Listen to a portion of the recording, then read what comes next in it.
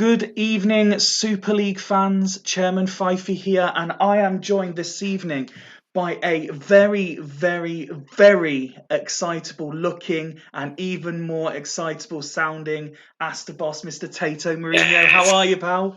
Very good, mate. Thank you. Good. Can't wait. Let's get going. Let's have it. Oh well, you've been logged into the link for about 15 minutes now and like bursting through the screen to get going. Evening to everyone in the chat. Nice to see you all. Hope you're, for most people, I suppose, first week back at work is going well. I know Tato has had a very hard week so far. We were discussing off air.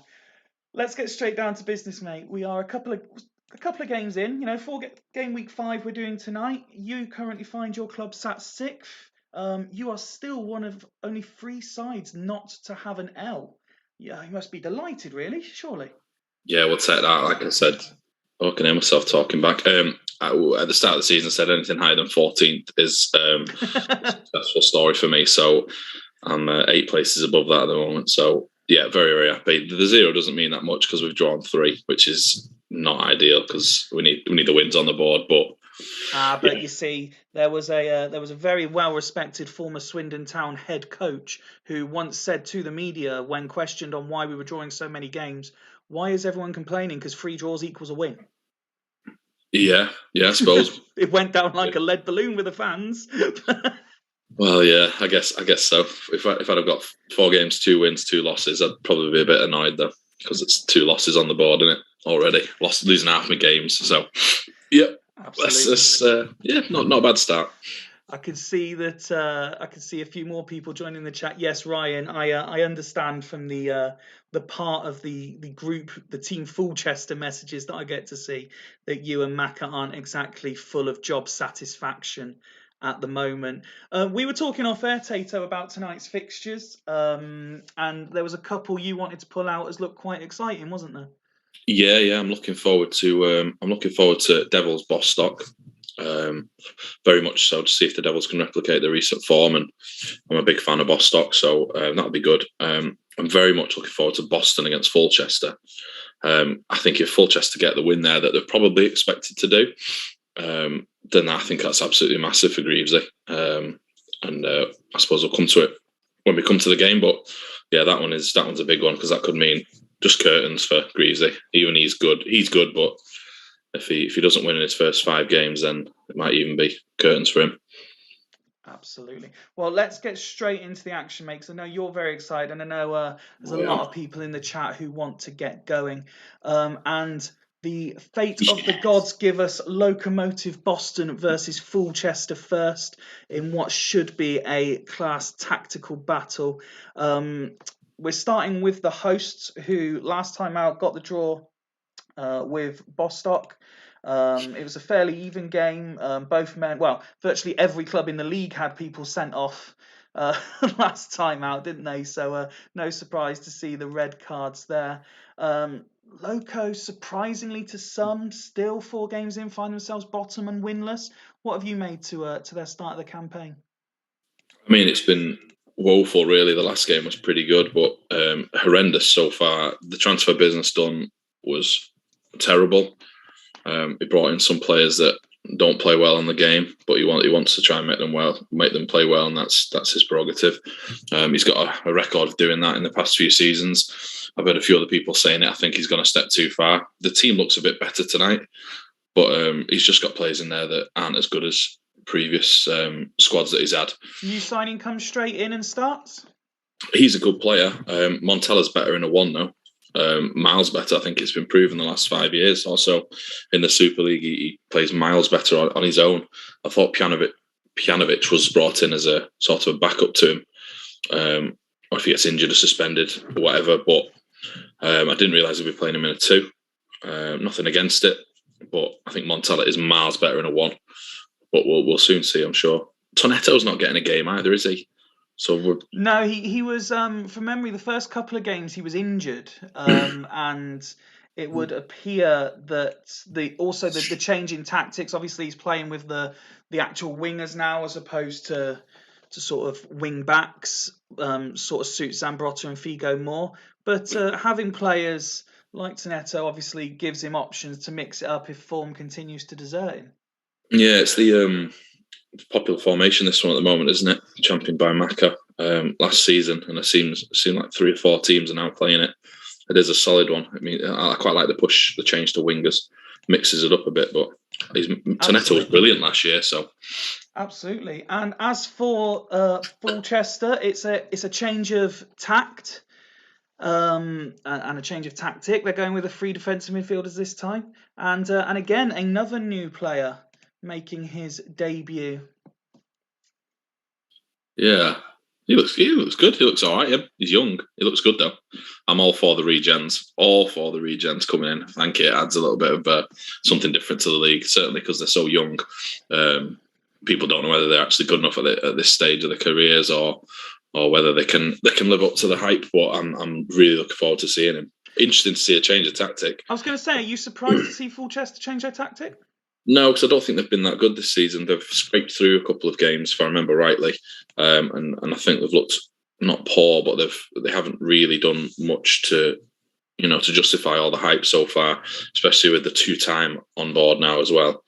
But a 2-3 setup at the back and wingers is usually my go-to in a home save. So it's just absolutely solid, especially with Bot in there. But yeah, no, I like it. I like it a lot. And CM01 slightly further forward because he's kind of made that central midfield position his own. He's it's not a good shout putting him there. He's better at centre mid. No doubt he'll score, and those two certainly know better than me. But I'd be putting him at centre mid all day long. I think he's wasted at AMC. Well, let's kick off the first game of the evening. If we can have a few predictions in the chat, please. Mr. Tato, what are you going for game 1? 2-0 Foolchester. 2-0 Foolchester. Let's see what happens then as we kick off game week 5, match 1. Al first in, saying 3-1 Loco as his prediction. Seeing Brujink and Montella's name in the first few minutes. There's an early yellow card there as well for Foolchester. Hoping for a quieter evening on the card front, but then Brujink picks up a yellow card and Figo picks up a yellow card. I know Maka had a fair bit to say when I posted the referee stats the other day about one in particular. But we reach half time and it is 0-0. Loco not really offering anything. Foolchester a bit more progressive but wasteful in front of goal. Yeah, they'll be a bit frustrated with that. I think I saw they were mentioning that Owen's going to score hatfuls this season. Is he starting? I think he is, isn't he? He might well score hatfuls, but obviously a poor start today. Boston have basically matched them up here, or Foolchester matched Boston up with the wingers and so on. I think Foolchester, 1 to 11, a much better side, much better players. So I'm not surprised that they're dominating a bit there. Jens saying in the chat there, boring half. I would tend to agree. So when we're talking about referee stats instead of plenty of action on the pitch, then sort of how it's going. A look at the home side's stats. One player I'm quite interested in at the minute is Figo. Obviously has a bad rap generally, and his Super League track record is justification of his reputation, in that he's not really done anything of any note at any point. But he is sort of getting a consistent run of games at the minute under Loco, and I'm looking at his passing stats there. He's attempting a lot. Okay, you might expect a player of his ability to be completing more, but he's certainly starting to look something like people would expect him. Yeah, I mean, if you're going to play wingers, and it looks to me like Greasy's put a couple of players passing out wide right because he's got on the ball an awful lot. Can you just move across to have a look at his runs, see how many runs he made? Because I know he made about 11 last game. There you go. He's made 3 so far, which obviously is a team high again. So I do think he's got some form of passing too on wide right there to get him on the ball, just to prove a point. I think that seems like something Greavesy would do.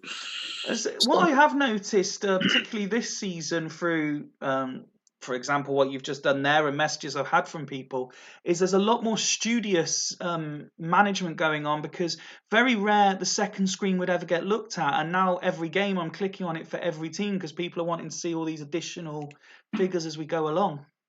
I'm a massive lover of the stats. I don't tend to look at the name or the attributes so much. I think, as I'll mention a few times tonight, I think the stats in the game is where you can actually see the quality and the real players. I'm very glad to be proven right for the first time ever. Look at that! Look at that there. Yes, I got one right. So we mentioned Veron pre-game. He's currently rating a 5, hardly impressing at all in the slightly more advanced role. Michael Owen, I can see Ryan and Macca are waiting to see Owen's stats first half. They are well known for making striker changes at halftime. So are you expecting to see Trezeguet come on? Yeah, they mentioned Trezeguet there. They've not done much going forward, have they? It's almost like they're missing that main link in the centre of the park.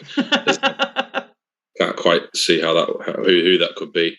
But just in the interest of fairness, we'll click to the second screen as well in case either of the Team Foolchester boys has a lot of offsides from Owen there, aren't there? Nobody running with the ball much, which is surprising. And I know Ryan likes a lot of running with the ball on his tactics. Not many players doing that by the looks of it. Owen for Rui Costa, Trez up front. Oh, they're disagreeing. Yes, I can see they're disagreeing. I wouldn't be surprised. Macca surely pulls rank here as the actual manager. Definitely. I wouldn't be surprised if Veron scored because he's the best midfielder on the centre midfielder on the game, attacking wise. So he can score at any point. If you put him right wing, there's always a chance he'll score. Macca has given in to his in inverted commas assistant. So we are going with just straight Trezeguet for Michael Owen at halftime. Yes, Macca, I know you've asked 3 times. We can see the chat. So Trezeguet on. I haven't actually seen anything. Greavesy was on like the first one to log in and say hello, and I've not seen anything from him since. I don't know if he's intending on making any changes. Fallen asleep because of how boring his team are. Look at the attack has just not been good enough. I know Foolchester have got some very good defensive midfielders, but again, Montella being terrible in a 2 up front, chalk it down to another one where he does that. The rest of them haven't turned up of the ones up front that he wants to actually do something with. Sadorf obviously getting a 6 because he's not very good on the game. Greaves is saying thank you for ignoring my sub. I've not actually seen him say he wants to make one. Well, so now he's saying hello. Greavesy, send another one of what your sub is. I've not seen anything come through the chat at all. Hasn't come through Greavesy on mine either, so. And Duggan also saying that it's not come through. Dan saying, Ryan saying, so it's not just me, mate. It's not a thing against your club. You actually haven't sent us a sub. He must have swore on it. I'm guessing brugging for skulls. Yeah, Duggan also pointing out that there may have been some foul language used in the attempt to make a sub. I think Greavesy. I think it's not come through on the chat. Not sure though. Dimble just reaffirming that point as well. Look at old Greavesy, hurry up. Yeah, he's done it. Skulls for Arnold. There it is. Skulls for Arnold. I'd do similar, to be fair. Are you expecting, now that you've seen both sides make the change, are you expecting a more entertaining second half? No, I think it'll end up 1-0 Foolchester. Well, there is one, and it is Trezeguet on his debut. And it didn't take long for him to impress, that's for sure. And Foolchester looking to double their lead. It's certainly them. As I say, Montella does score. Another debut goal, and Loco has turned it around. And suddenly the game has sprung into life. Wow. And then 7 minutes fly by, not much happening. So let's slow it down for the final 10-15 minutes. Now people are commenting on what subs it could have been. We're past 85 minutes now, heading towards injury time. Still 2-1 to the home side. And they're coming forward again, and it's Figo. And Yepes gets a yellow card. Free kick to the home side. Figo takes it. Beckham clears, and into injury time. Do Foolchester have one last chance in them? Doesn't look like it. And Montella, Figo. Free kick given. Sadorf. And that is it. Locomotive Boston win 2-1 against Foolchester. And Maka, I can see Maka. What is this? In the chat. What that is, sir, is your side losing to a team who hadn't won in the opening 4 games. And really, it's their own fault, isn't it, Foolchester, for being incredibly wasteful in front of goal? Yeah, very wasteful there. I mean, yeah, very wasteful. But the game didn't feel like Foolchester were massively on top or anything. So in balance of the actual text, it felt like it was a fairly even game, and Boston pushed on, if anything, towards after they'd got the 2 goals. Let's have a look at the victorious home side then. And Klompe picking up man of the match, Scholes coming on and having a significant impact. You said that was the sort of sub you would have made as well. Always feels good as a manager, doesn't it, when the sub comes on and does a job? Yeah, definitely. That's perfect for Scholes, that coming on and doing that, pinging so many passes together, more than most of his 2 players did in the first half put together. Yeah, I'd be really, really pleased with that. I'd be starting Scholes all day long. I think he's class on this game. He's underrated, I think. Yeah, his strikers didn't actually do that well. No, I was going to say you on this second screen. You were specifically talking about runs, and I'm looking at Figo again. You said he had 3 in the first half, so he only made 1 more in the second half. And Seedorf was the other one who got up to 4 runs as well, 4 notable runs. But other than that, there's not much there, is there, really? No, not much there. And you obviously cannot complain with both strikers scoring and winning the game. But it might be something that he just has a look at and looks at the way the play has gone and just think that maybe one of those 2 up front is the way to go. But as for the away side, I should say, and considering it is Foolchester and the high standards we've come to expect from them, those just ratings alone, before you sort of dig into the stats, are pretty poor by their normal high standards, aren't they? Yeah, very, very average, really, isn't it? Very average, and there's usually a lot of creativity in this side going forward. I think we'll get 18 shots away from home against Gazelles, I think it was. And looking at Swanee's stats, they've pinged in tons and tons of efforts on goal this season. And I think they've been playing Veron and Rui Costa in those centre midfield roles, and I think maybe that's where a lot of the creativity's come from. Once they've taken them away, it looks to have sort of nullified the supply line to some degree. And again, picking up on the one that you were particularly noticing in the first half, nobody in the team making more than 2 runs. Yeah, that's weird. That, like I say, weird for a Ryan and Macca side, especially with those wingers.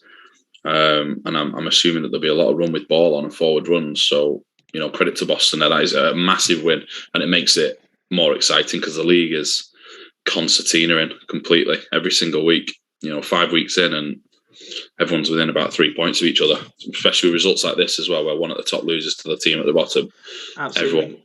And I can see Ryan putting in the chat, experiment over already, Macca. So we may be seeing a revert to type next time out. But congratulations, Greasy. Commiserations to the 2 boys at Foolchester. Let's move on, and it is the powerhouse tussle between Northern Burn and Spartak Sloss. One of the 2 games you were particularly looking forward to. Obviously, no one else can see this, but the smile on your face as this game come up means everything to me. It's very entertaining to see how much you are loving this. Northern Burn then currently find themselves second in the table, a point behind Devils. Last time out, they got that draw at home to Dudley Hill, in which, it's a fairly even game, but Dudley very much deserved the point there. They are still, as you are, one of the 3 teams without an L in their column, and this is the team they're going with. Yeah, you'd expect them to be in every single game that they play in, just purely because of that. I mean, obviously the players are absolutely brilliant. I know it's been said that this is possibly the best Super League side that's ever been created, but what Ian does obviously is he just makes an absolutely brilliant 11 players by doing his chopping and his trading.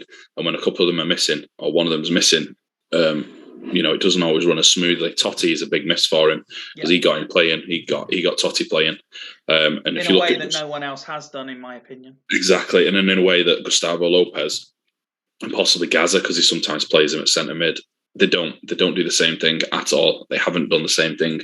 So obviously, when one of those pieces are missing from the machine, I do think struggle's the wrong word because they're unbeaten and they're probably going to win the league, but they're not as fluid, they're not as unbeatable. as they are with their full complement of players. It was a topic of conversation last time out that 3 games into, we are now 4 obviously, but Scalco's featured in 3 games, not scored yet. A little bit of a surprise for you? Yeah, probably a surprise. Yeah, probably a surprise. But they've got 5 goals in 3 games, so they're obviously getting goals from elsewhere. Robin at this stage will start to take over a bit more as well, because he's more than capable of taking on that mantle of goal scorer. And just absolutely dominating games. So he seems to have a lot of match winners all over the pitch, which is something that is very, very dangerous. So if Sigalko's not playing that well, it doesn't matter, because Robin's going to play brilliantly. Vieira's going to get a 10. There's just an awful lot of match winners. Like I say, as everyone knows, that squad depth is not a problem, obviously, because again, he's probably going to win the league. But that is the only thing that could be his downfall this year, his squad depth. But it wasn't last year, so who knows? Not something we tend to look at pre-game, but something I did notice as I was putting the packs together is Sloths are one of, I'm guessing, very few sides to actually have a better record against Burn than Burn do against them. Yeah, that is interesting. Interesting. Same goals for and against as well, but they're not won for a couple of games now. But yeah, I mean, this team's class. I'm really looking forward to this. Well, let's see what Sloths have done. There is a change to see Albertini come into midfield. Parfenov comes in on the right-hand side. Just a little word, if I may. I'm going to champion this until I'm going to ride this wave until it stops. Zlatan has had very little chance to impress in the Super League. 1 start, 1 sub-appearance, 2 goals. You can't really complain at that, can you? No, brilliant signing that's been. Brilliant signing. He obviously got all the attributes that is needed to play in a front 3 that Rob plays, and I hope he continues, because I love these new names coming in and playing well. No, absolutely. It shows the development, I think, that we're able to get to this point where there are new names coming in. Yeah, definitely. Some new names are good. Going from Northern Burnside to this one, this is an awful side. This side is rubbish. It's made up of a lot of people that other players don't want. Other players that can't get in other teams. Babayaro, Holland, Shearer, Ibrahimovic. Even Raul was desperate to be flogged because he isn't very good. And the fact that he's got them on the verge of being top if they win tonight is nothing short of a miracle. He's done brilliantly. And I'm really looking forward to this game to see if they can carry it on and mix it with the big boys, because the longer it goes on, the better the fairy tale is. I think he's doing class with this team of ragtag shite. Smut saying, "Can Tato keep talking, please? I need JJ to fall asleep." Can I ask you your prediction for this one then, please, sir? Yes, 2-1 Burn. 2-1 to Burn. Macca discussing the result of his fixture there. Let's kick off then, as Alf says 2-0 to Burn. And it's already 1-0, and it is that man you were talking about, Arjen Robben, who scores very early in the game to give the home side the lead. But Sloths have equalised through the man that you said isn't very good, Raul, on 10 minutes. And Morgan has picked up an injury on 13 minutes. Should be a straight swap for Lundberg, you'd imagine. Yeah, I mean, I think it was Jens, when Jens was on a couple of game weeks ago, we were discussing that Ljungberg's one of those players who always gets overlooked but never underperforms when he gets the opportunity. Macca saying he's still fuming. Yeah, Lundberg right away, yeah. I think that'll last for a while, that Macca. Yeah, it's Lundberg. There we go. Yeah. Bloody hell, what's that? 1 second. Aiden, you okay? Okay, that's fine then. So Ljungberg is on. And we carry on, and it is 1-1 as we resume the action. Smut saying Vieira red incoming. Another yellow card handed out, and there is Sigalko's first of the season. And Babayaro levels things up again. You said this was going to be a great game, and so it's proving to be. Wow, and will we get a fifth goal before half time? No, but plenty of action for you to get your teeth into. That's much more like it by Super League standards, isn't it? Yeah, that's class. That's absolutely class. Again, Spartak's lost managing to keep up with him. Brilliant. Very, very impressive to score 2 goals away at this Burnside. Very good indeed. Let's have a look at Burn first in anticipation of Ian saying as is. Toldo with a 5, I think, pretty much sums it up because everyone else largely is doing what they're expected to at half time, aren't they? Yeah, good. Yeah, all good. Luke Lopez not really contributed very much in that attacking midfielder role, but yeah, everybody else really class. Hoffland having a good game there. I expect him to go to at least an 8 or 9 second half. And again, pointing out the obvious for those who enjoy predicting this kind of thing, Morgan's condition, 68%. Speaking of condition, just briefly, while I click there's Ian's as is, we'll click over to Sloth so that Rob can have a quick look. Were you able to catch part of Swamp last night where the player had 0 condition but wasn't injured? Oh, I missed that now. I was interested now. Oh, wow. me and Dan spent a couple of minutes looking at it thinking, how has he got 0 but he's still on the pitch? No, not seen that. I heard of one person having 101 once, wasn't it? Was it Madeira? On someone say about 101 at one point. But, absolutely super. I've never heard of 0. Look at the thing that I've automatically caught my eye. Look at the pass completion by Albertini there. I mean, 24 attempted in the first half's impressive, but to complete 20 of them, I think it's quite good. Yeah, that's very good, and he's also backing up with tackles 1 as well. Interesting to look at the strikers there. They've got 3 strikers, and then they're barely touching the ball. But again, they've scored 2 goals away from home against one of the best defensive setups in the league. So whatever player instructions and sort of tactics and stuff that he's got set up there seem to be working. And Die only on a 7, which is interesting. We are seeing a new striker for the second half as Pizarro comes on for Shearer, and Dan just referring to the Swemp last night. Hollaback's condition disappeared, and now he's out for a few months. That's weird. Very weird. Kick off the second half then and see if the action will continue. Couple of minutes in, and could Sloths take the lead for the first time in this game? Now Burn having their period of possession and chances. Sigalko missing a good one there. Seeing Ibrahimovic's name. And Burn take the lead again, and it's Lopez with his first ever goal. Will Sloths get another quick reply? Just past the hour mark now. If not had as quick a reply as they have to the previous goals. But you're not writing Sloths off just yet. Sigalko having another opportunity there. Time just sort of flew by.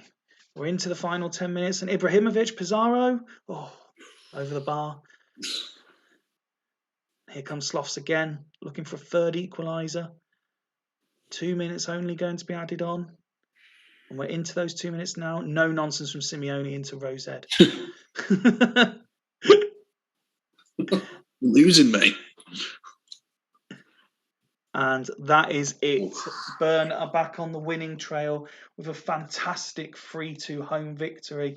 But look at that, Sloths were staying in it the whole way through. It's just the second half chances, they weren't quite as efficient in front of goal, sadly for them. No, yeah, the accuracy of the Burn attackers obviously coming to the fore there. The Sloth strikers didn't really have a particularly good game by the looks of that, but very, very good. That's a good performance. Look at that. Yeah, I mean, I think quite a few of the big name players' performances certainly rose in that second half. Sigalko, as we said, got his goal. He got man of the match. We're also seeing a 9 rating there for Vieira, another one for Contra, a few 8s in there as well. Very impressive that by Burn, isn't it? Yeah, you see that many 9s. Yeah, brilliant. That absolutely class. Runs. Oh, Maxim, Vieira, and Lopez. Yeah. Excellent. And Maxim, people questioned him, or we questioned him at the start. He started to play, isn't he? Not a terrible performance really by Sloths. As you sort of alluded to at half time, it's more the attackers were the problem this time round. Despite scoring 2 goals, they weren't by well, obviously Raul got one of them, but Ibrahimovic didn't score this time. Shearer didn't really contribute first half. Pizarro didn't really contribute second half. So it was just the attacking three. They didn't seem to perform against the big boys, did they? No, I mean, Burn have got quality centre halves and defensive mids, and that's going to happen. It's going to be hard to find three players to have absolute stormers against those three. And Dye's got himself a 7 in his natural position, which is probably the first time I've seen him get a 7 at DMC, whatever the result in any game. So shows how good Vieira's been, or whoever's, well, Robin, I suppose, isn't it? No, absolutely. So Burn, for the time being anyway, returned to the top of the league. I don't think Rob's going to panic seeing that. I'd still say there was more pros than cons, wouldn't you? Definitely. And that brings us to game 3, and Haggis Hunters entertaining the Hulls Vikings. Danielson suspended for this one for Haggis. As we saw earlier, they lost last time out 3-1 to Sloths. We mentioned actually last time out when Duggan was on, their form's been erratic the first few weeks. Got hammered by Dudley, then beat Devils, drew with Burn, and people were starting to think of the real Haggis coming back, and then get slammed by Sloths. What have you made to Haggis? The manager is erratic, so they're going to play erratic in the best possible way, of course. I like that they've gone 3 up top because they've got some good attackers there. I like that they're not playing Shevchenko AMC anymore. They've brought some players in that'll perform. So Yeremy's, people questioned him, Samuel, people questioned him, but they're going to get decent ratings. They're going to do a lot of tackles in the game. Duff and Cole were 2 of the highest rated fullbacks last season. They didn't contribute too many assists, so he needed to sort that out. And he seems to have sorted that out a little bit because they are scoring goals now. Putting Shevchenko up front and then mixing, he's got a lot of firepower there. So now it's good. I like it. I'm interested to see how this works. And the man I feel slightly sorry for is Alan Smith, who went from being a permanent sub for Northern Burn to being a permanent sub for Haggis. Even when they're playing 3 up front, he can't get a start. Yeah, he's wasted. I was interested in getting him in. It's part of the Hoffland deal, but I felt like I had too many strikers. But I think he's very, very good, and he's definitely Super League quality. And he's definitely better than Sahar, however much people like him. Sahar is better on the right of a 3, but I don't think he's good enough to play regularly. Certainly not better than Alan Smith anyway, for me. But he's not scored in 3 of his 4 games. I'm loving this. Loving the stat that Dan's just randomly typed up. Haggis have scored twice as many as Hulls have conceded, but they've conceded twice as many as Hulls have scored. So what does that mean for a prediction then? Pleticosa is the goalkeeper for this one. After Casillas is 5. We know that Ian's not a big fan of Butts right now after he threw in 1 appearance, 4 conceded. He's their best keeper. Butt is their best keeper for me. I like Pleticosa. He was very, very good on 0304 as well. So I've got a soft spot for him for that. But he's the best keeper, Butt, for me. So I think the thing is, we've seen throughout every season of the Super League, every version of the Super League, even the highest rated goalkeepers will throw in absolute clangers 2 or 3 times a season, haven't we? Just happens. You can't legislate for the keepers getting a 4. If it gets a 4, you just write it off and you go again next game. You can't worry too much about it. It's going to happen to everyone.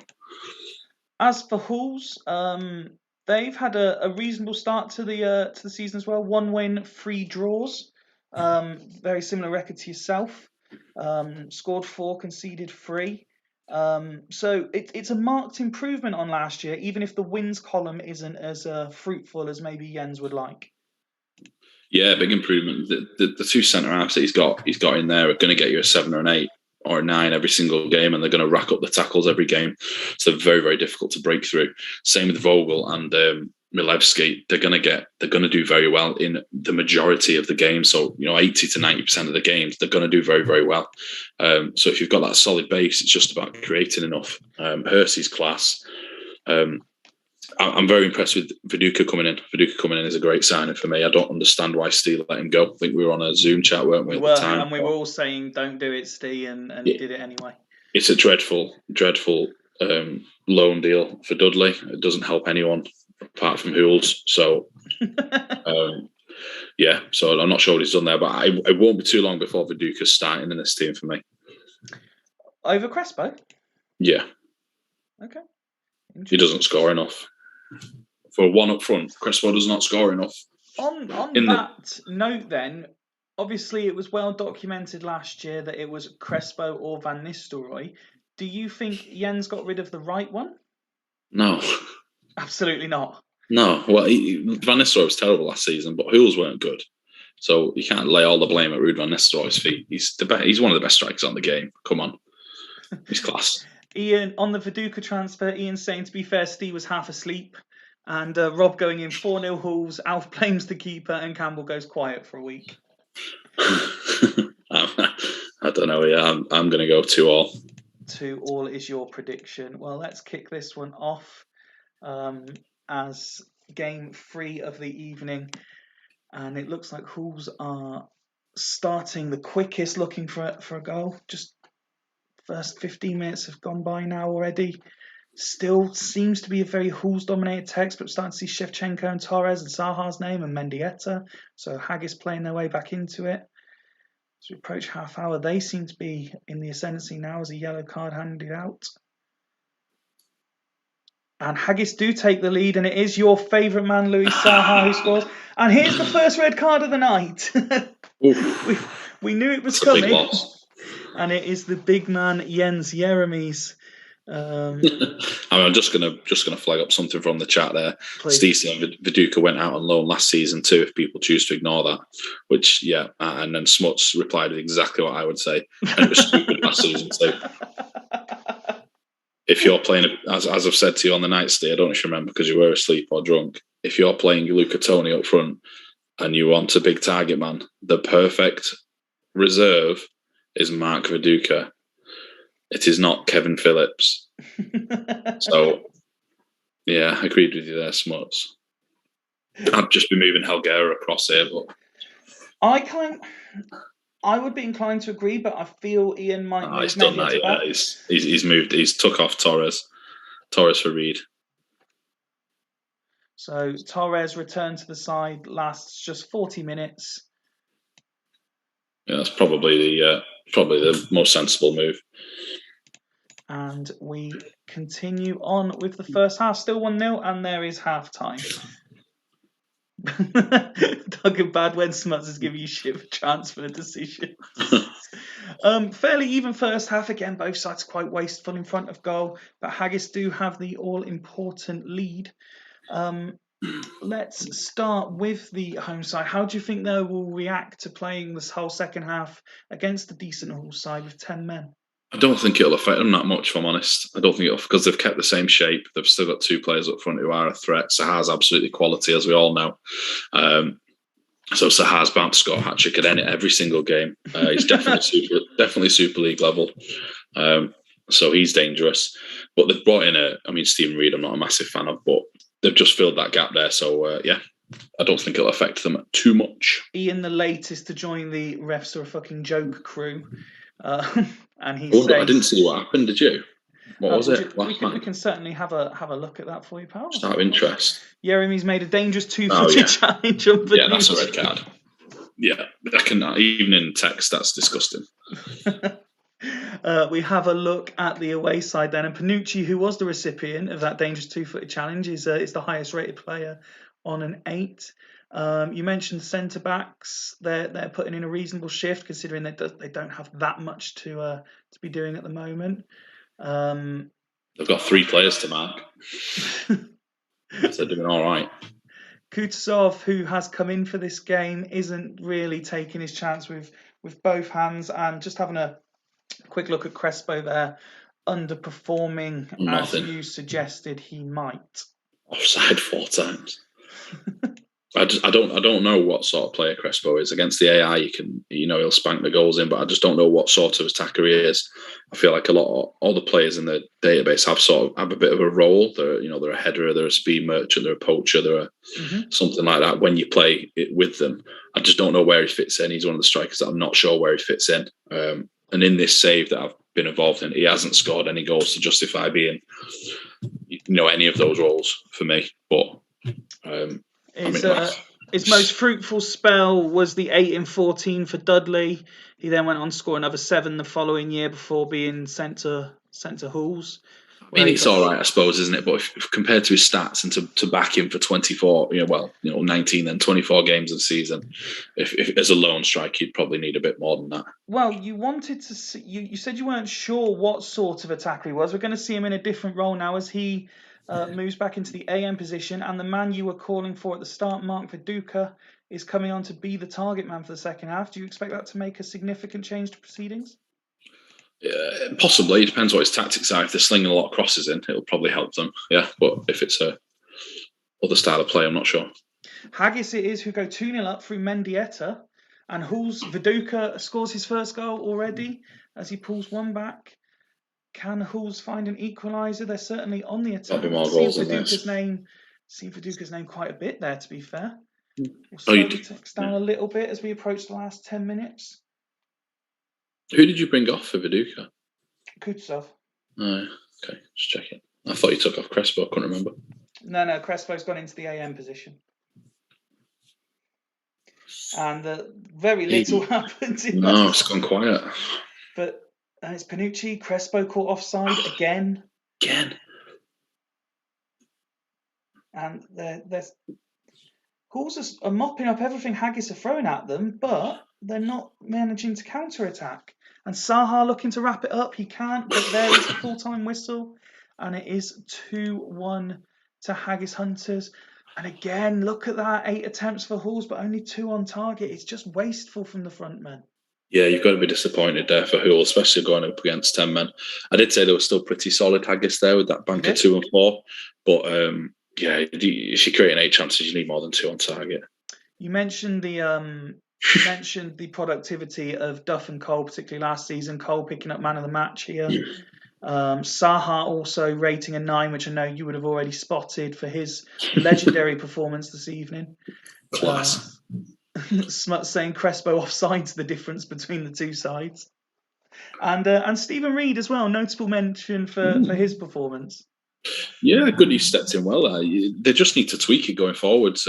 Haggis Hunters, it's fairly similar to, mine and maybe a couple of others. You've just got to get that right formation going forward, the right combination of players, because he's got those players that are always going to get you high ratings. Mm-hmm. Samuel and Stam, very good. 2 wing backs, very good. Mendieta as well in that camp, I would say. Mendieta, definitely. And obviously he's got Yeremis, who's going to get him, at least 10 tackles a game. So it's just tweaking those attacking players, keeping Sahar as the focal point, preferably. Let's have a look at Halls then. Look at that. Panucci, Candeo rating 9s. Campbell. Campbell as well. Hersey doing a job. Viduka doing. But then you see Crespo 6. Gerrard 6. He needs more from these sort of higher rated players, doesn't he? Yeah, Gerrard. Duggan sold him for a reason. I think he kept subbing him last season, if I remember rightly. Mm-hmm. I don't know if he's particularly good on this game. Obviously, I've never signed the guy. I don't think, obviously, for obvious reasons. But he doesn't seem to be playing well in this iteration in the slightest. I don't know where he plays best, and I don't think anybody else knows where he plays best particularly. Burn got. He was quite consistent at Burn. That was good. And he went to Gazelles and wasn't too dissimilar. So Halls would probably expect maybe a slightly better output from him. Possibly put him at centre mid. I can see how he'd work in that Burn setup him as one of 2 in centre mid, linking play up and getting some tackles in. But no, he's been poor there. Crespo, he's not an AMC. Obviously didn't start there. I understand that. But he's got to find the right combination going forward. I would be starting Viduka over Crespo if you're a team who puts crosses in. And I don't know, maybe the 2 of them up front together. I don't know. Steve Wright suggesting, I think this is in relation to Gerrard, that he would play him in DMR. Right back. In what we'll call the Kieran Dyer role, I think. He started there as a kid. He did start there very, very young, but I don't know. Who knows? And our good friend Rob saying that he hates Haggis with a violent passion. I think he hates most things with a violent passion, apart from Wally the Walrus.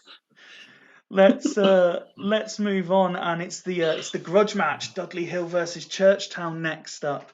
Again, this one could be entertaining. Dudley find themselves 9th, but their performances have arguably warranted more than the 4 points that they've got thus far. Churchtown on the same amount of points and just sort of quietly going about their business. No one's really talking them up. No one's talking them down. No one's really talking about them at all. No one's talking them up? What, Churchtown? Yeah. Have you been listening to the shows?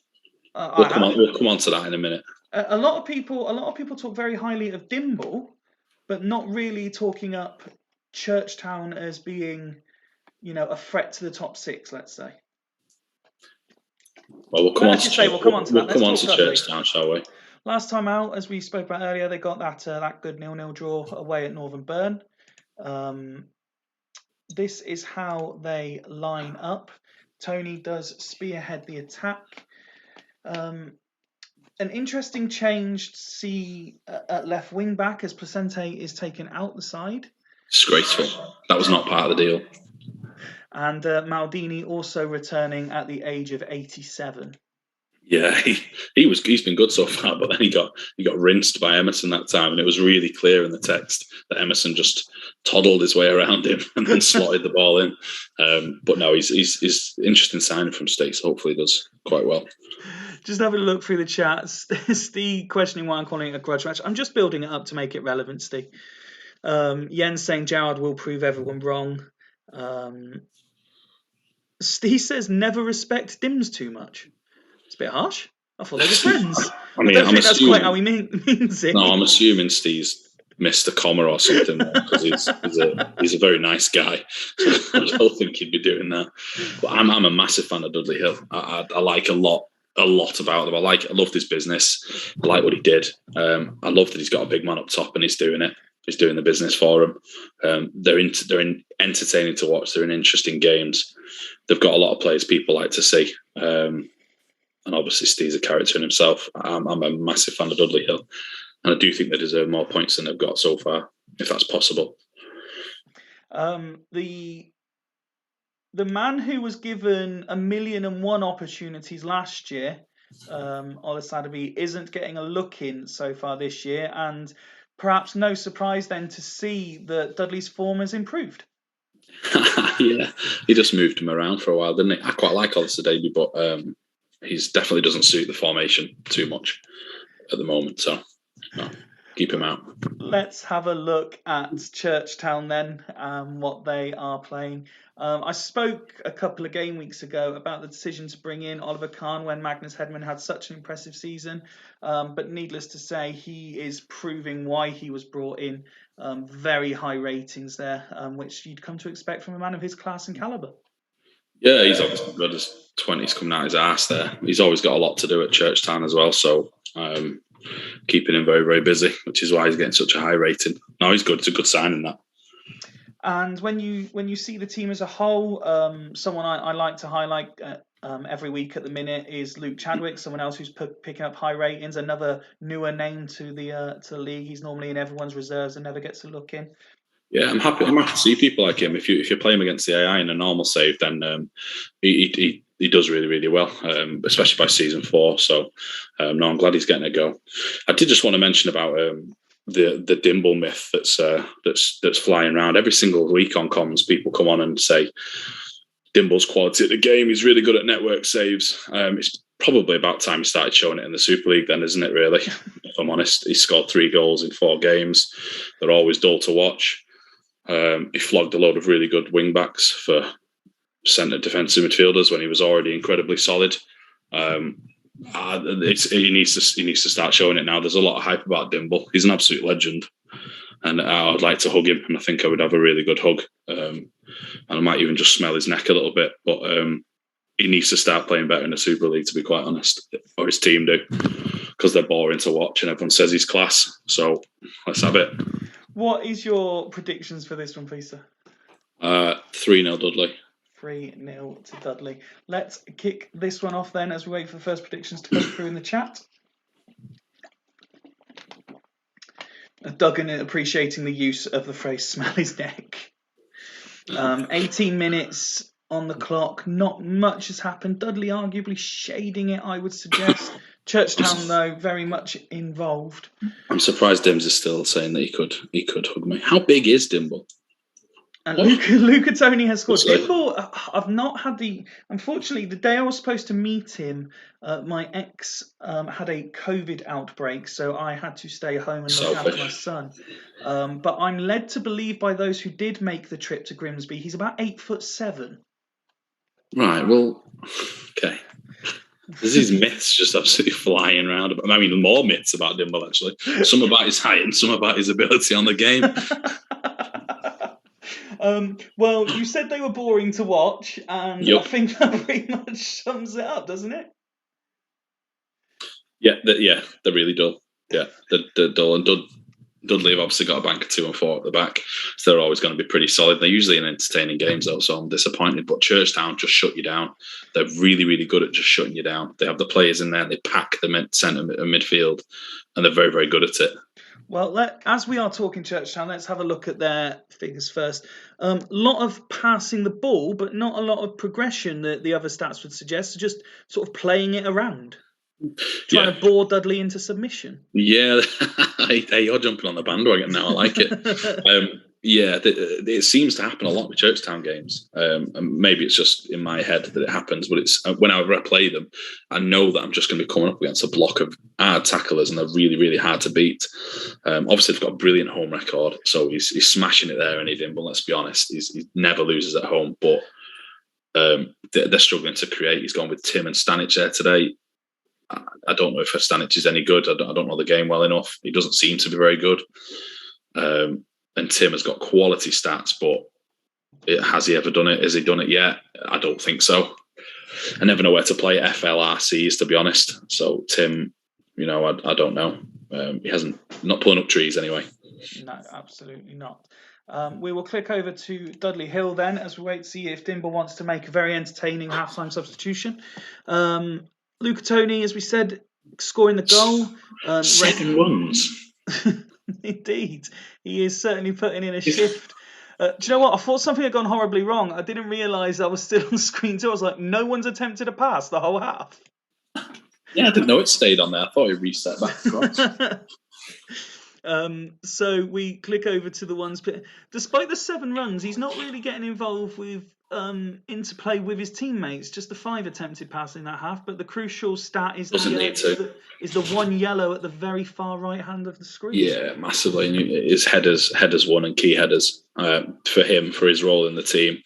That's ideal. If it was Easy Roberts, that would be. I'd be made up with that. Yeah.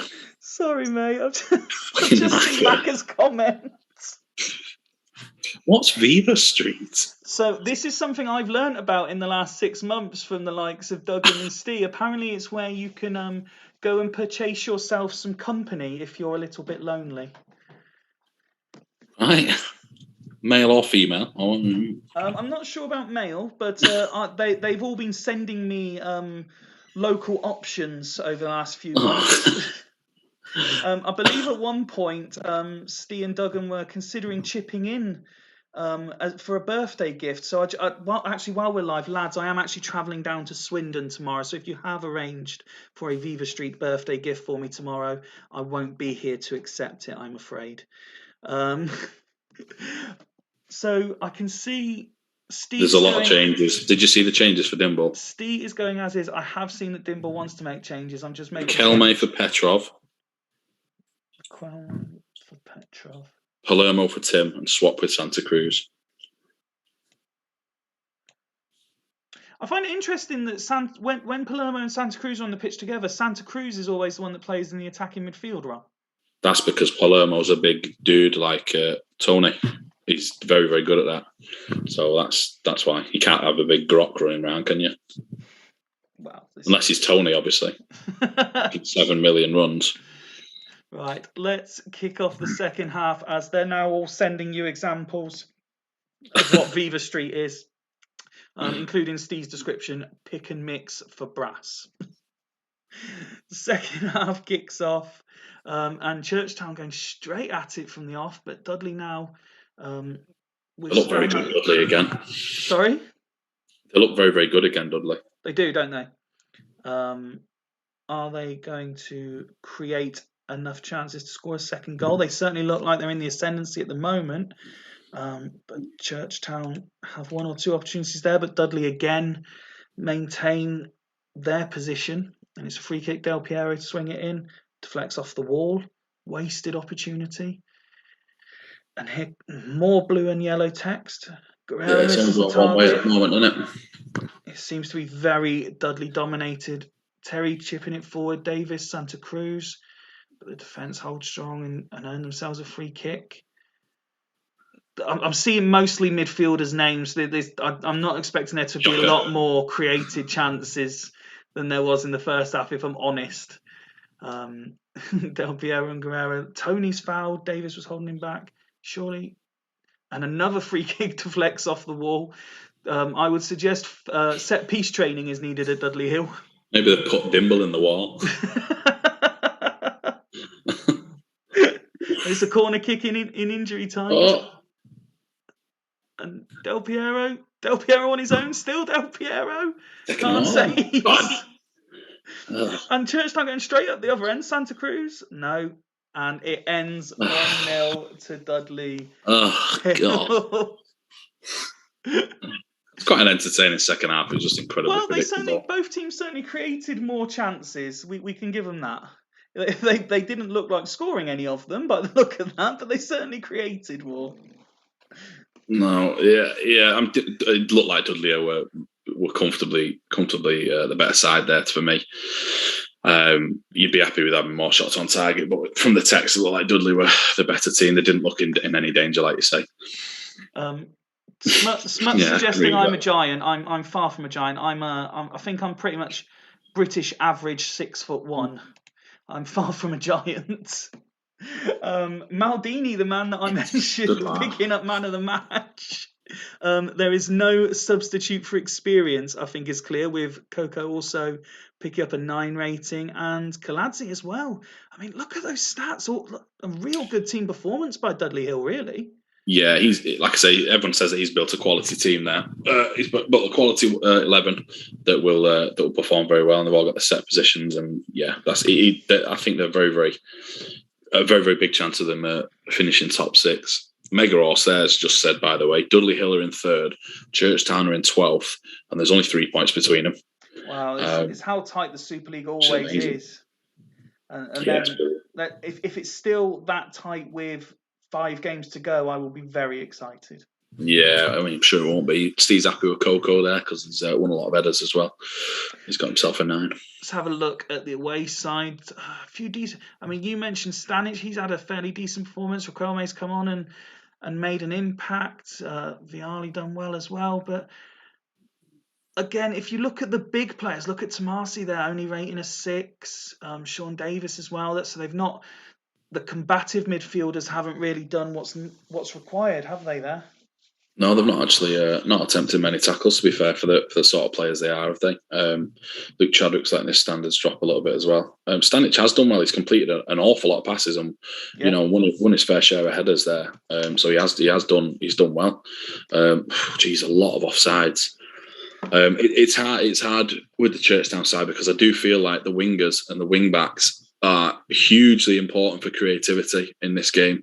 They're massive. Your Zerabertos, your Ashley Coles, even for Haggis, who got an assist today. I know it's obvious to say that, but Dimble took the gamble and got rid of his wing backs, or at least one, Zanetti, to bring in as he said it, an actual midfield, essential midfield. But he seems to be suffering. He seems to be suffering creative wise. He's still only got 3 goals now in, I think it's 5 games, so that's something he'll be concerned about. I'm very much enjoying you having on CoComs this evening, mate, because you do pick up a lot of stuff from the stats very quickly, very analytical. I'm really enjoying listening to it. That's probably a bit boring, but no worries. Cheers. We move on to Ledesford versus Dragons. Now, Ledesford have been hit badly, which we will come to momentarily.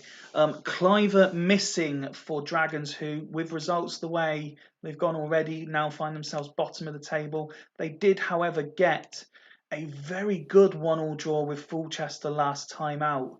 So could they start to turn momentum in their favour? Possibly. Have they kept the same formation and stuff? Yeah. They have kept the same they have, formation. The yeah. only changes is Morientes in for the injured Clivert, and Archie back is back. As he should be. It's very, very attacking looking at it. I know they've got 4 at the back there, but those arrows make it a very attacking formation. I would suggest with the ball, when the ball's in the penalty area, they'll have an awful lot of players around the penalty area. So I like the name. I'm a big fan of the name as well. I'm guessing that's Smuts, the tactic name, Foolchester. Yeah. I like that a lot. A lot of time for that, mate. The team is good. People have said it a lot. They've just got to find that again, the right formula to. I don't play Cole as an AMC ever. I think he's a centre mid. But again, I don't know the game as well as you guys, but I'll be playing him centre mid. Archie back is wonderful. But no, this will be very interesting against a weakened Leadersford. It could be either way, this. Absolutely. Let's have a look then at the Leadersford team. So they are missing Ronaldinho through suspension, Ekiog, Etsabaria and Van Nistelrooy all out through injury as well. So this is what Dan has come up with, including a new tactic name. He's good at them and he loves a pun. He does love a pun. I'm happy to see Nicky Ferenco in. Yes. They've got a lot of players with really long names, haven't they? They have got a lot of long names, yes. I really looking forward to Castillo as well.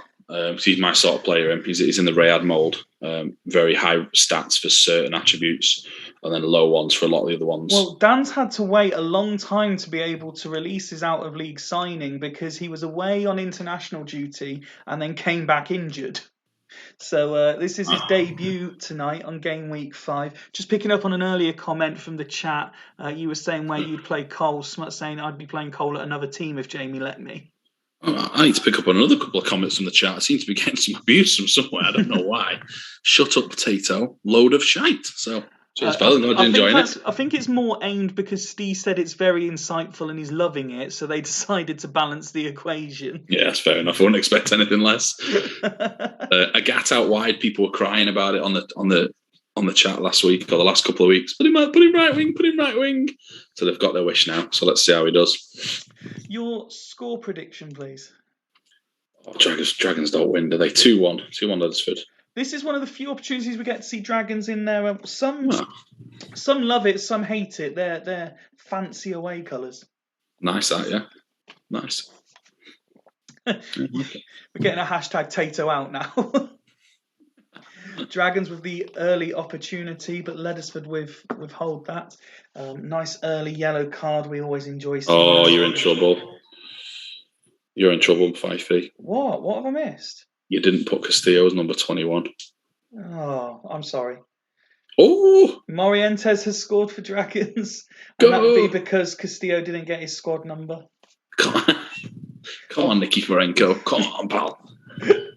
The half has flown by. There seems to be a reasonable amount of text, but we're already pretty much at half time. Dragons get second, though, on the whistle. And it's former Devil, former Super League winner, Gattuso. Lackluster Leadersford, you could say there. Look at that. Wow, that's another brilliant Dragons performance. Dan could say that he is missing 4 crucial players, but equally, and I say this with respect, he's playing a completely out of sorts Dragons side who have failed to seemingly win in about 2 years. And that is very poor ratings from Dan. Again, in the Dimble mould, everyone says Dan is a student of the game, etc. And we all know what he's capable of. That's not his usual standard. You picked up that everyone's been asking for a Gat to play on the right wing. They get his wish. He's there out of necessity because I know Dan doesn't particularly like him there, and he'll be fuming with that. He'll be wearing his "Told You So" t-shirt. I do know that Dan doesn't particularly like AMCs.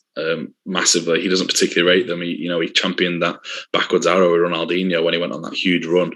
So I think he's probably playing them because he's got other players missing and injuries and whatnot. I do think he doesn't particularly like him, and he might be looking at changing his formation in the next few games. I just want to draw Dan's attention to debutants Castillo fitness while I draw your attention to Smuts' comment in the chat. Yeah, I've just seen that now. Always bringing Castillo off. Yeah, he hates an injury, doesn't he? Yes, absolutely. Hates a condition. Well, I will make that sub in just a second. Let's have a quick click over to the Dragons so they can, or Smuts, because again, I've not seen Jamie. What do you make of their performance? As good as we've seen from them all season? Yeah, and definitely. They were really good last game. They're really good last game. So you say they were out of form. I think last game they started to come into form, and obviously this game's been massive. Very good that they've got their wing backs involved. I've been crying on about wing backs and how important they are. They've got an assist. They've had a shot on goal from the wing backs, and as you can see, they're winning the game. Gattuso there, very, very good. Can we have a look at the runs as well while we're just sat around looking? No, absolutely. And I just noticed that the man who's been shouting louder than anybody else for Ghana to play right wing is now questioning who would ever want him to play there. Yeah, been there, my friend, been there. As Duggan rightly says there, not sure any of us could handle 4 starters being missed. I'm well on that, but my faint playoff hopes last season were ruined because I missed 1 or 2 players at the AFCON or whatever it was. Losing 4 players is huge. I was just merely commenting on his formation because I know that he doesn't particularly like AMCs. But yeah, Dan will not be happy. So both teams making a sub then. So as you've already seen, Castillo coming off for Pozzanzini. That one's now confirmed. And Dragons are saying Cole. Was it Cole off? Yeah, Cole for Zuma. He hates him. He really does. If you were making that sub, I mean, I know Smuts in particular has been waiting to unleash Zuma properly. He looks terrible. But if you were making that sub, and it's irrelevant now because I've just seen the next one he's making, would you not be putting Van der Vaart there maybe? Van der Vaart, who is coming on for Davids, by the way. I'd be playing Van der Vaart centre mid. I don't think he's a attacking midfielder in the middle either. I think he's a centre mid exactly the same as Cole. But I do not know where Zuma plays. He's another FLRC. I don't know where they play. They don't seem to play well anywhere. Despite the 6 rating and the yellow card, people are very much questioning the substitution of Davids. Would you be in agreement with those, or do you see why they're making that change? No, I'd probably look at bringing him off as well if I was being cautious, because he's going to put in a tackle. So, and they are 2-0 up. Maybe he thinks it's game 1 already. Bit of game management with Van der Vaart, maybe. Exactly. We are already at 76 minutes. Virtually nothing has happened in that second half. I'm not even going to slow it down. It's already zoomed to 88 minutes. They've struggled. Leathersford, bless them. Need some players back. If this is as good as we've seen Dragons, it's as bad as we've seen Leathersford under Dan. I would suggest we have reached full time.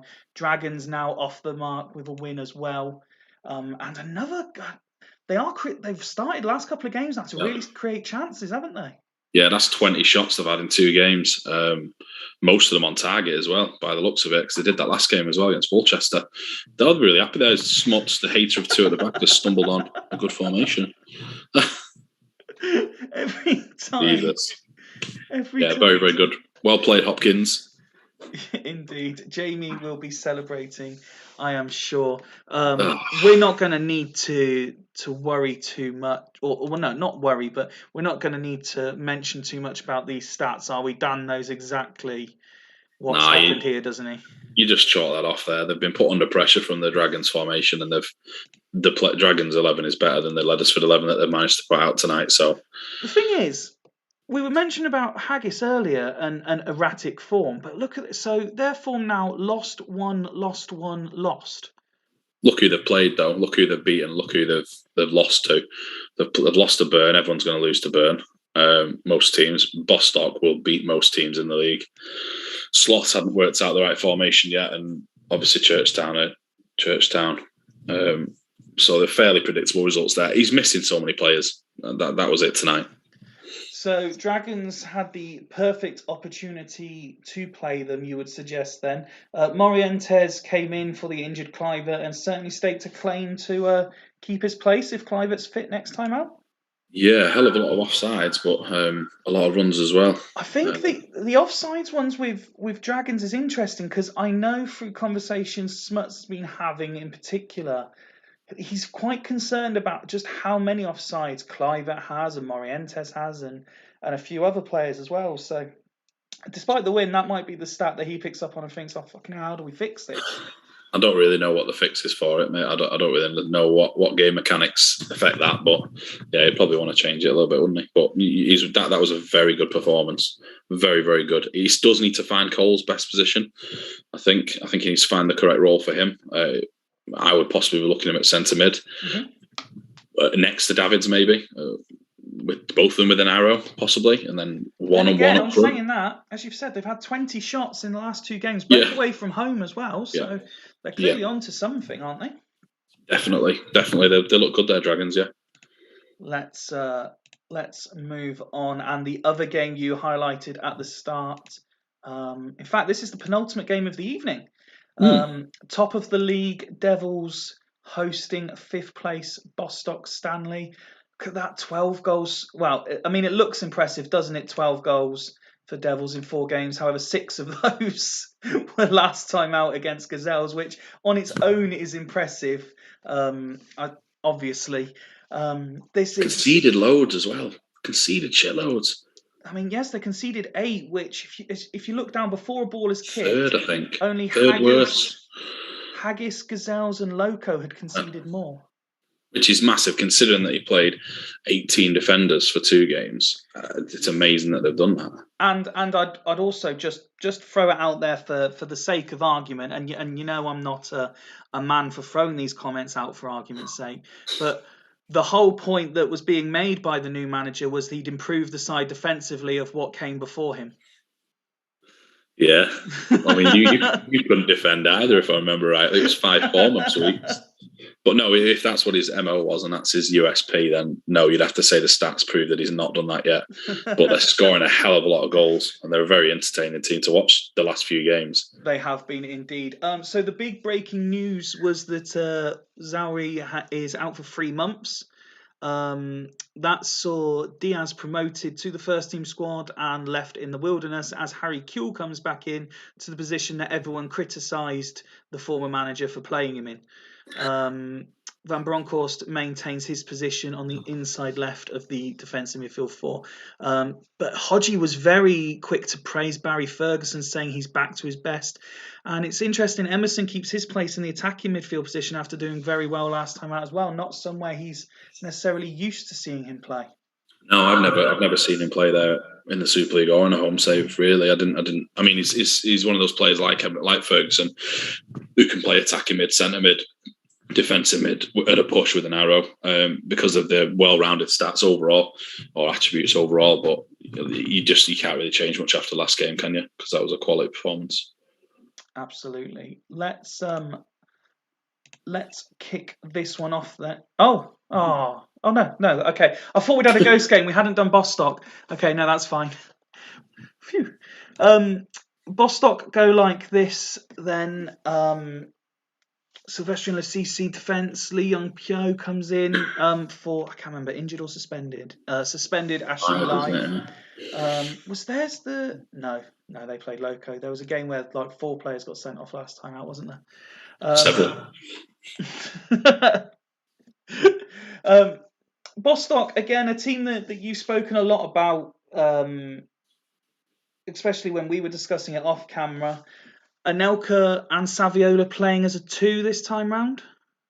Yeah, I put Saviola up front with ZZ Roberts last season with my asymmetric, excuse me, which is basically a 2 up front, and he did very well there. You know, his rating was about 7.2, and he scored something like 9 or 10 goals in 20 games. So, considering he wasn't my top striker, my first central striker, he did well there. So I do think he plays better with someone off him, because he's not a massive guy. I keep saying to Scott that he's got his quality wing backs, and my opinion is he needs someone to head the ball in. Hopefully Anelka can be that presence and Saviola can mop things up.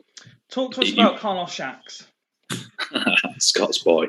He's very much in the Rayad ilk as well. That front first column's looking very strong, I have to say. Scott loves him. He loves his 20 flair, loves his off the ball, and if you look at his dribbling, finishing and stuff, he's going to make things happen. I think Scott was criticised last week, and he is criticised a bit recently as well for not being as involved or taking it a bit lightly, or I can't remember what the phrase Duggan used. Half-assed, he say he was half-assed or something. He said he was half-assed attempt this year. But to be honest, I think his team's a lot more interesting this season than it was last season. He's got two of the best wing backs who will create for you on the game. He's put his faith in Lythe at defensive mid, which is better than Ndai. I say it's better because Ndai's been sold for the last 3 seasons, so he's obviously not that good. He backs his keeper, he backs his centre halves, and he got Anelka playing. I think they're a lot more expansive than last season, personally. And I think they'll do very well. Duggan has responded to your comment there, trying to clarify his position on Scott and Bostock. Oh, I must have misheard then, Duggan, or misunderstood, or bad memory in that. Your prediction for this one, please, mate. I'll go 2-2. 2-2. We kick off with Devils looking to get at it very early. They seem to have had about 7 attempts in them first 3 minutes. Bostock withheld that early charge and are now starting to create a little bit themselves, seeing Roberto's name. But a lot of Amar and Mpenza getting involved. Devils failing to put the ball in the net, though, and it's Bostock through Lee Bowyer. There you go. There's a cross from Cafu. Absolutely, and a corner. The Devils equalise through Amar. I think they'll miss Ashley Lythe there today, Bostock. They'll miss his 400 tackles. Well, that first half's flown by very quickly, but a lot seemed to happen. 11 attempts between the two sides. Devils not particularly effective in front of goal. Bostock perhaps a little unfortunate not to have taken one more themselves. Yeah, good art. Bostock will be delighted with that. Absolutely delighted. Absolutely. Let's have a look at the home side.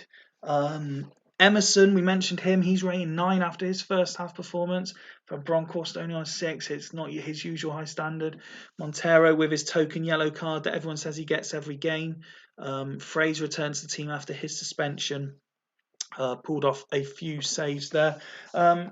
Not terrible at all by Devils, really, but Bostock are playing very well. No, I was just wondering what Emerson had done to warrant a 9, but he's got 3 runs and he's made a few tackles, I think, in there. Should you go back? Was it tackles or headers? Oh, headers. 4 out of 3.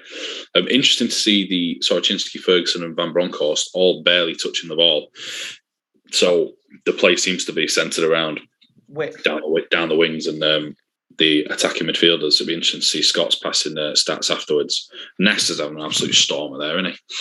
100% tackles, 1, which is very good. When you've got 2 teams, I mean, we'll click over because I can see Hodgie's already gone as is. When you've got Cafu and Zé Roberto, as you've already alluded to, on one side, Dyer and Kuehl on the other, it is going to be very much dominated out wide with both teams centering their play that way. Cafu rating a 9. Look at that. That's his assistant. I'm guessing he's made a few runs as well. If you've got the time to click on it, I think he's probably made a few. All the time in the world. 6. That's a lot. That is a lot. And that just shows the importance of the wing backs that some teams are missing or some teams haven't quite got right this year or when they struggle. But they're huge, those 2, for Scott's team. And you mentioned during the Devils build-up about Ferguson and Emerson as MCs and they're capable of doing everything. Lee Bowyer, another one on the game who's very much of that mould, isn't he? Yeah, Bowyer's having him there. You can see that. I said it'd be interesting to see the central midfielder passing stats for Bostock.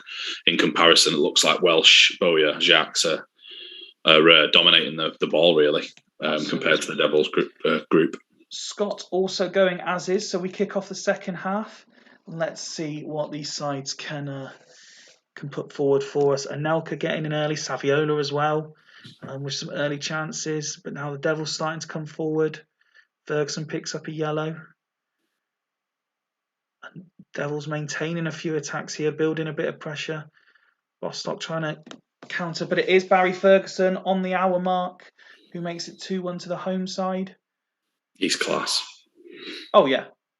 No question at all. And another Mpenza injury. I mean, if you're Hodgie, you've got to get bored of seeing this, surely. Yeah, when I was touting Van Nistelrooy around in the summer, I assumed that he might be trying to get rid of Mpenza because of his injury record. He must be getting sick of it now. It's too often, isn't it? And it is. He seems to only manage 2 to 3 games before he's missing for 3 to 5 games. Yeah, and Yeah, and it's only on a 7 there. It's probably the worst performing player out of the team there as well. Look at Frey on a 9. Hodgie confirming as a foot. Yes. Kesman. He's a good sub to bring on, Kesman. Very, very good. There's no... I don't know if you spotted it after I mentioned Cafu at half-time, but Dyer now also up to a 9 on the right-hand side. Yeah. 20 minutes ago, Devils still lead, but Mpenza now off the pitch. Let's see how that affects things. And a Nesta injured this time. The Devils team's falling apart. Bostock have decided if we're not going to win, we're going to take a few of these with us. That's Bowyer, isn't it? Bowyer's fuming. Dyer's dropped down to an 8 now. Sad because his mate's gone off. Steve pointing out the longer this save goes on, the worse it's going to get. I'm presuming he means Mpenza's injury records. Ayala's in.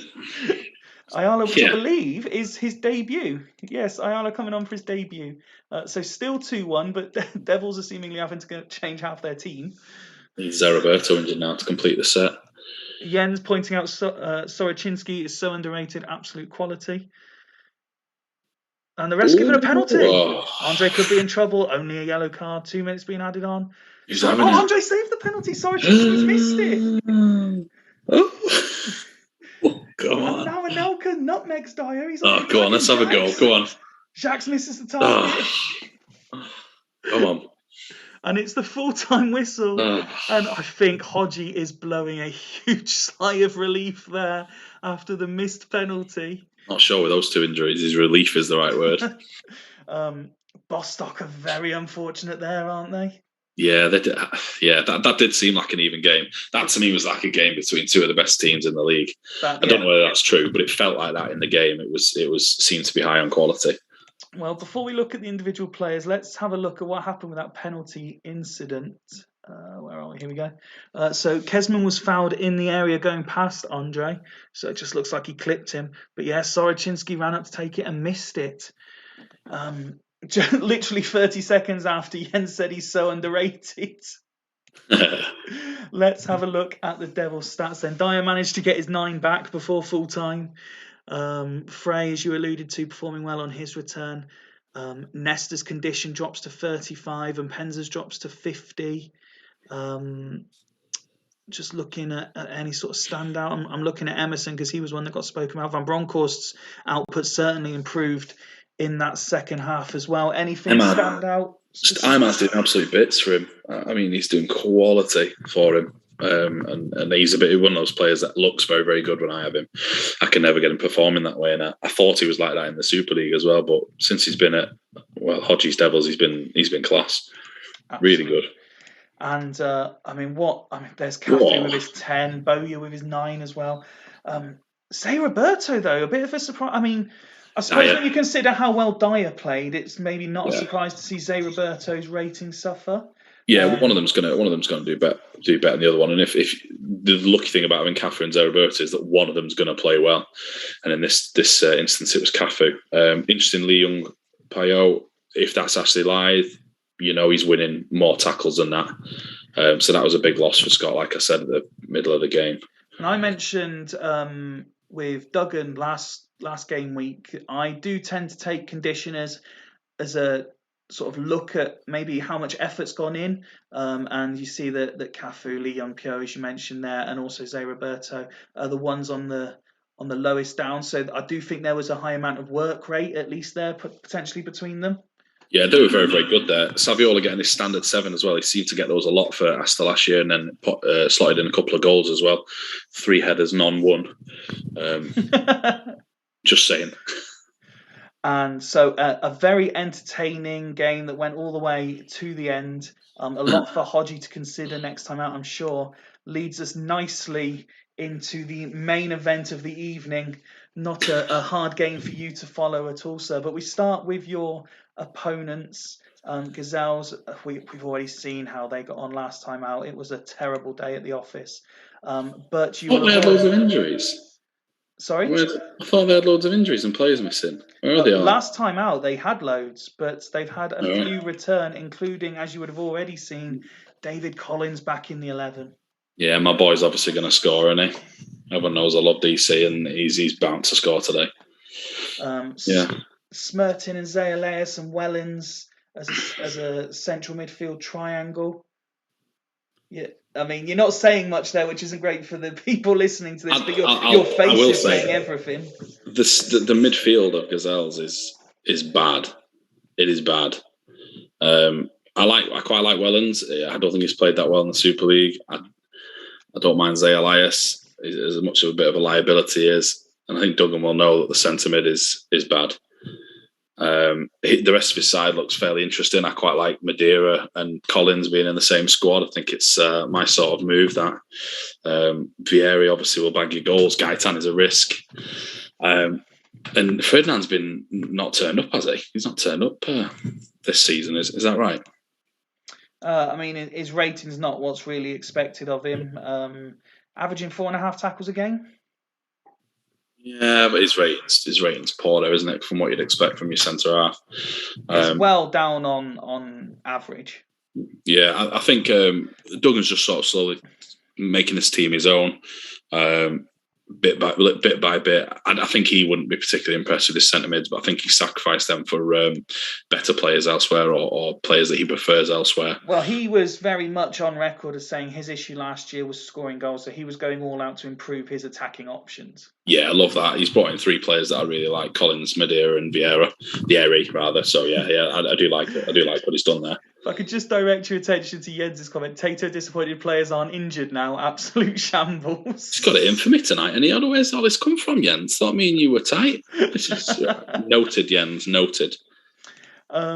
That leads us on to yourself then, sir. You've already sort of spoken at the start of the show about how the season started, so talk to us about the team you've put together tonight. Yeah, kind of picks itself. I've kept it very similar to how it's been the first few games, and we played this tactic before. I'm persevering with the front 3. I'm forever testing them, separately and myself to see how I can get them that combo working. Whether it would work, I don't know. I've got 2 big guys up front there, so it shouldn't really work.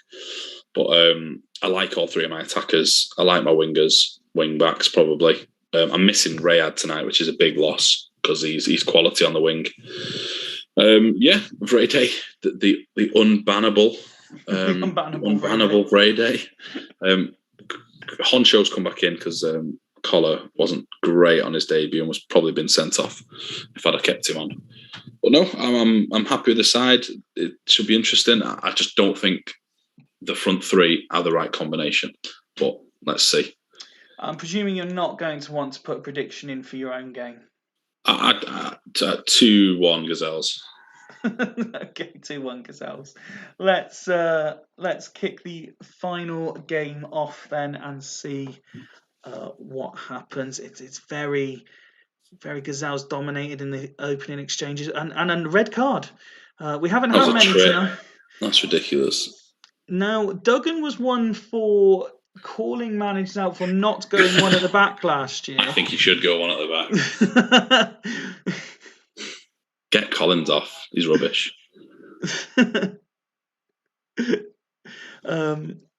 Smart's the same joke again. Shocker. He's brought Wellens off. Of course he has. Not a bad shout considering I don't actually have a centre midfield. This is true. There you go. Drop Wellens for a Daisy, please. So he's gone back to 2 centre backs. Daisy's an interesting one because I get that Okoronkwo is very well liked. As Johnson scores, yes, and gives the away side the lead. But Daisy, I think, would get game time for quite a few Super League sides.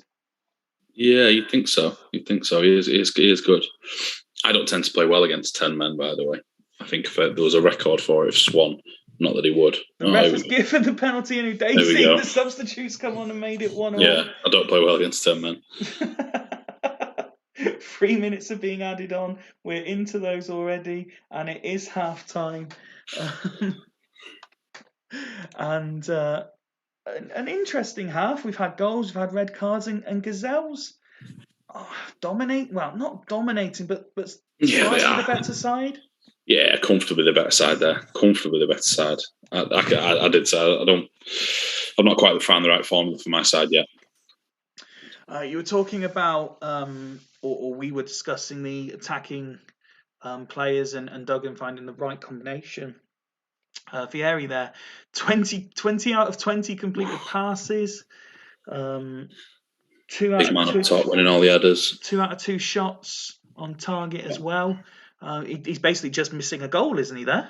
Yeah, he's had a very good half there. Yeah, very, very good. Yep, that's a really solid performance. Certainly with 10 men, he's going to be very happy there. Yeah, and Ferdinand's playing well again, winning all of his headers. At the minute you criticise it. Yeah, standard. We're swapping Gaitan and Collins over. There you go. Interesting. Smut saying DC a myth as ever. As for yourself, sir, let's give you a moment or two to have an in-depth look at those stats. I'll click over to screen 2 for you in a second as well. See if you want to make any halftime subs. Surprising to see Scally so poorly rated. Not so. Yeah. Are you disappointed at halftime, or? Yeah, well, yeah, because I'm getting dominated by 10 men. I'm definitely disappointed. But I'm not surprised because we don't seem to play well against 10 men. I'm going to bring Ornery off, please, for Lee Chun-Soo. No problem at all. Can you put him on the left-hand side, switch him across with Rossini?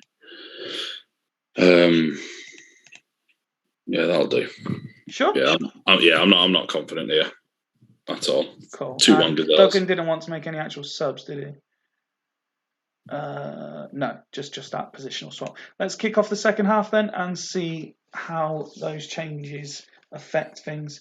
I've seen David Collins with an early attempt there. Vieri's name as well, very much involved. Seems to be the 10 men still seem to be the more dominant here. Another yellow card handed out. Predictably so. But it still remains 1-1 with 20 minutes to go. Asta had an opportunity there but failed to put it away. It's been a bad performance, this. Gazelle seem to be missing a host of opportunities, and it could punish them because Sorin has given Asta a 2-1 lead. Tatum not celebrating at all, though, actually shaking very his undeserved. Head. Shaking his head as the goal goes in. Ridiculous. And here they come again, Lee Chun-Soo coming forward, deep cross, but Ferdinand clears. Another attempt there by Asta. They're now making their man advantage count. Udesi smirting, but Scally and Johnson doing their job. 5 minutes now. Come into it a bit more the last 20 minutes, but yeah.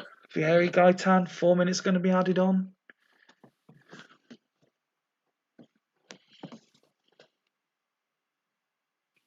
Oh God, Smuts, that's awful. It's tense watching. Into injury time now. Here come Asta again, and Chun-Soo for 30 yards. Keep it Rossini orange. with a long range drive. Do Gazelles have it in them to create one last chance? Asta to get the ball back and go on the counter. Lee Chun-Soo. Oh, good save. He's played well, Vulgaris, the second half. He's made a few saves there. Johnson, I think that said he hits the post. But there's the full-time whistle. Asta with the victory over 10-man Gazelles.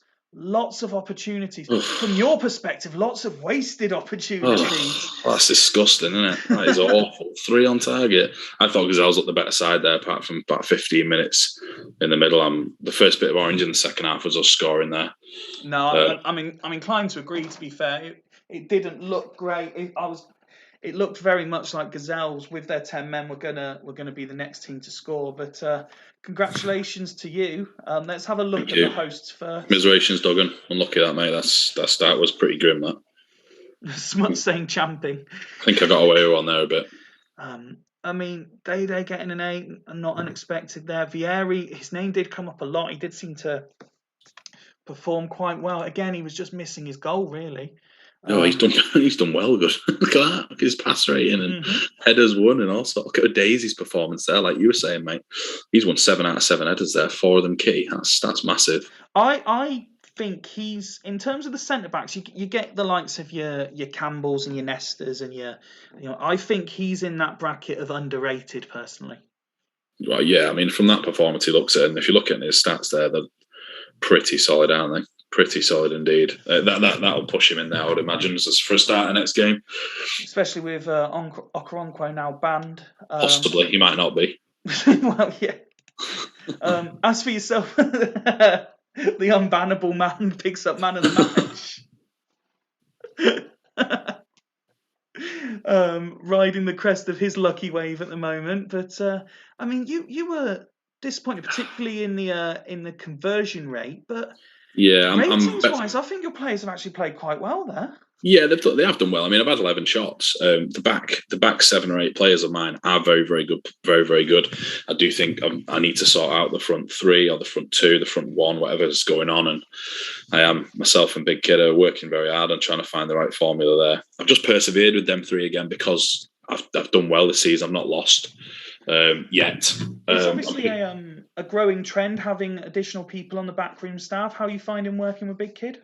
Oh, it's good fun. I've always sort of had someone that I've turned to pester about it. I've always sent it to, whether it's Scott or Mega Horse or whoever. I've always had someone knocking around. I just like to chat about it, really, send them a stupid idea. But Big Kid's ideas are far stupider than mine. Like I say, we will be playing a couple of them this season, but it's just nice to have someone to bounce the ideas off. And he loves a good test. He'll smash through a test season playing against Super League formations in a night and send me back the results. So it's useful. But no, I need to sort the front 3 out there because that's not good enough at all.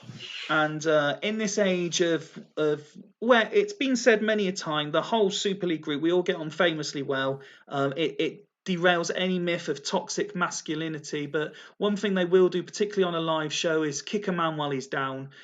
Smuts saying Duggan showing why he was cast aside by the Dragons, who brought in an upgrade to the backroom staff. And Ryan, Duggan's at the wheel, being sung by the Astor fans.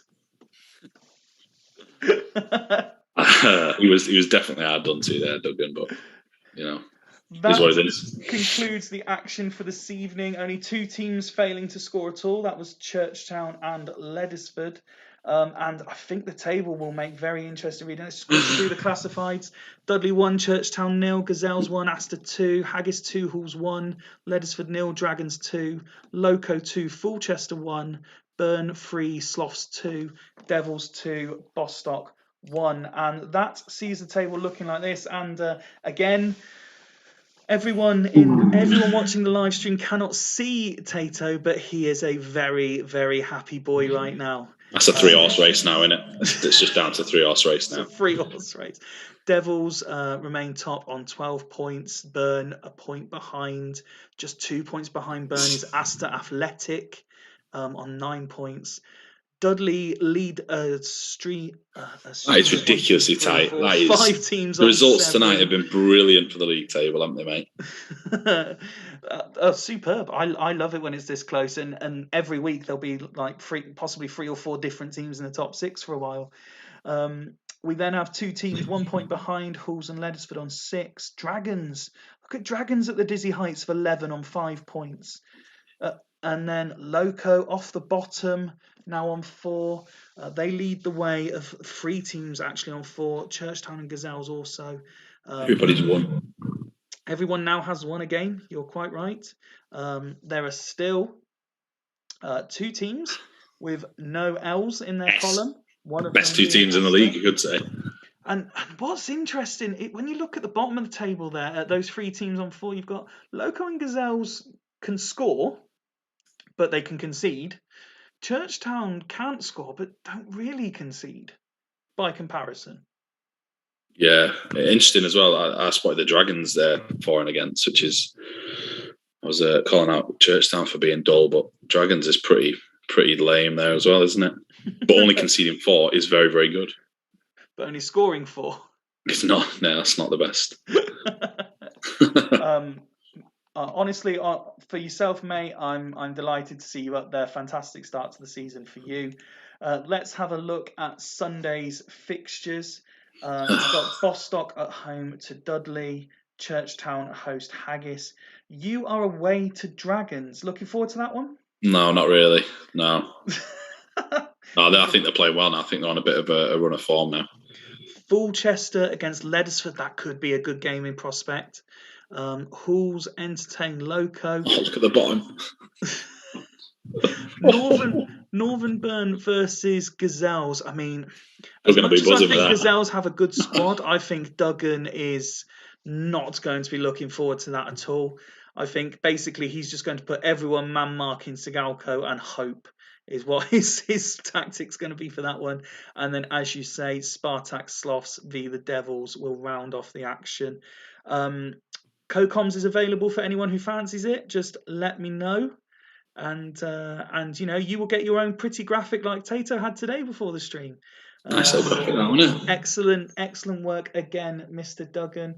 Tato has got a request, and Duggan said he's more than happy to take requests. And I kind of put the thought, he likes that we're using the top goal scorers, but if we can mix it up from time to time, so maybe I'll send you the top tacklers stats or top passer stats sometimes, just to mix it up a little bit.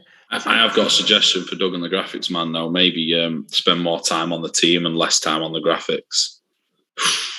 Ryan linking Super League to Swem, saying Duggan could get sacked twice in a week. The average rating. So the current best player in the league is injured for 3 months. The next best player plays for Dudley. 2022, everybody. Welcome aboard the train. Look how many new signings are in the top there. I know there's a lot of movement with players, but yeah, no, absolutely. There are a lot of new signings in the top 10. Absolutely. Which is interesting. Most of them, in fact. Let's just go through some of these stats. I know you like them. Saha still there leading the way after his goal tonight on 4. He's joined by Montella and Tony. Assists, Shevchenko leading the way on 4. Scally with 2, the myth. Neil Scally with 2. Soroczynski's going to be suffering a ban, so Devils have got more problems because he's got 5 yellow cards. Wow. That is rough. And Vieira and Kaladze closing in on that as well. Red cards, we now have a second page.